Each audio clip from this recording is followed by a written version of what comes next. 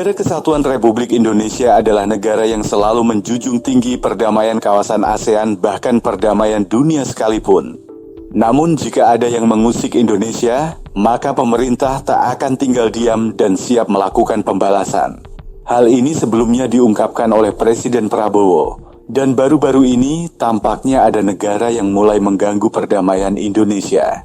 Negara itu adalah Myanmar.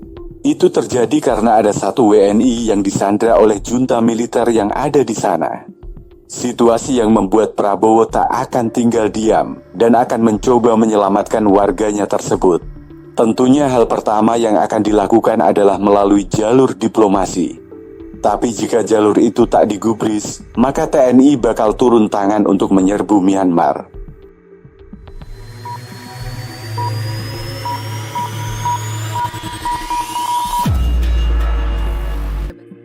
Kini situasinya diprediksi bakal semakin memanas karena yang dilawan Indonesia adalah junta militer, salah satu kelompok yang berkuasa di Myanmar saat ini. Lantas bagaimana kronologi dari kejadian tersebut? Berikut ini adalah ceritanya. Ya, dalam beberapa tahun terakhir, Myanmar dan Kamboja adalah dua negara yang selalu menjadi sorotan bagi masyarakat Indonesia.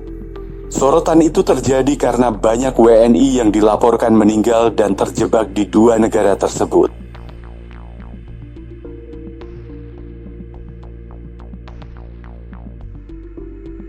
Penyebab mengapa hal itu bisa terjadi adalah karena banyak WNI yang tertipu dengan peluang kerja di sana, di mana mereka ternyata dipekerjakan di bidang judul dan scam, sebuah pekerjaan yang pastinya tidak mereka harapkan. Dalam melakukan pekerjaannya, para WNI juga mendapatkan penyiksaan, bahkan organ yang di tubuhnya ada yang diambil untuk diperdagangkan.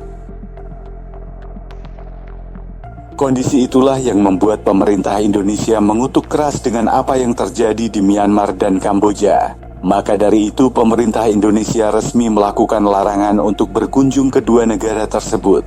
Larangan itu dilakukan agar korban dari penipuan di sana tidak semakin bertambah.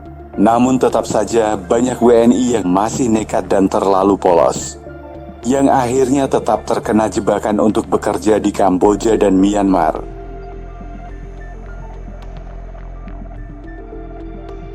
Kini selain kasus Yudol dan scam, ada kasus lain yang dihadapi oleh pemerintah Indonesia. Kasus yang dimaksud adalah ditangkapnya seorang WNI di Myanmar, di mana WNI tersebut ditangkap oleh junta militer. WNI yang kabarnya bernama Arnold Putra itu ditangkap karena dituduh mendukung oposisi bersenjata di negara tersebut. Dan berdasarkan rilisnya, Arnold Putra akan mendapatkan hukuman penjara selama 7 tahun dari junta militer. Kronologi ditangkapnya WNI oleh junta militer di Myanmar. Direktur Perlindungan WNI, yakni Judah Nugraha, akhirnya mengungkapkan kronologi ditangkapnya Arnold Putra oleh junta militer. Judah mengatakan otoritas Myanmar menangkap AP pada tanggal 20 Desember 2024.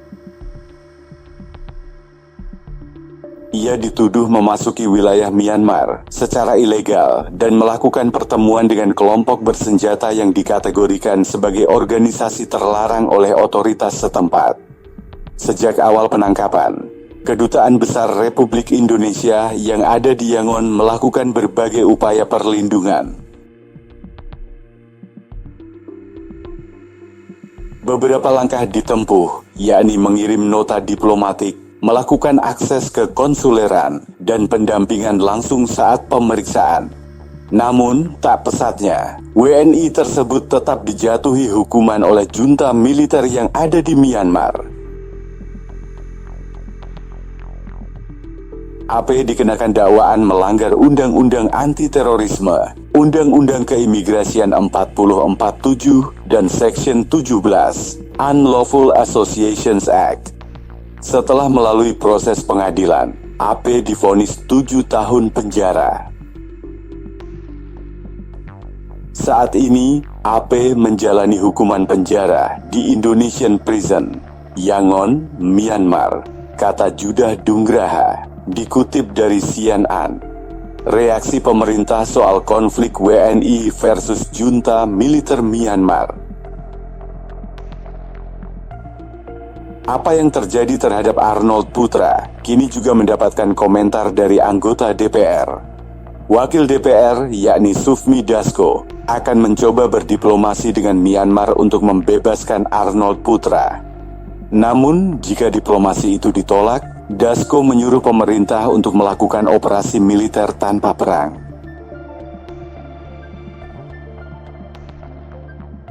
Kita mendorong pemerintah untuk terus melakukan diplomasi.